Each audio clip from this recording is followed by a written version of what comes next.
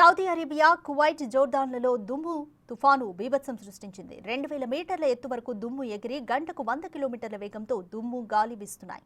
ఈ దుమ్ము ఆకాశాన్ని కమ్మేసి విజిబిలిటీ రేటు జీరోకి పడిపోయింది. దీంతో ప్రయాణాలకు అంతరాయం కలిగింది. ఆ తర్వాత ఆకస్మిక వరదలు కూడా సంభవించాయి. స్థానికులను సురక్షిత ప్రాంతాలకు తరలించారు.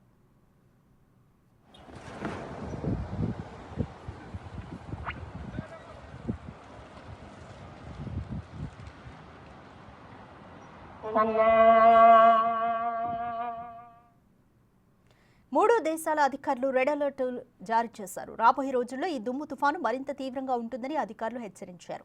ప్రజలు ఇంట్లోనే ఉండాలని, ఎట్టి పరిస్థితుల్లోనూ బయటకు రావద్దని చెప్పారు. ప్రయాణాలను కూడా తగ్గించుకోవాలని సూచించారు. క్యూమిటోలింబస్ మేఘాల నుంచి వచ్చే డ్రౌన్ డ్రాఫ్ట్లో శాస్త్రీయంగా ఏర్పడిన గురుత్వాకర్షణ శక్తి కారణంగా ఈ దుమ్ము తుఫాన్లు ఏర్పడుతున్నాయని నిపుణులు చెబుతున్నారు.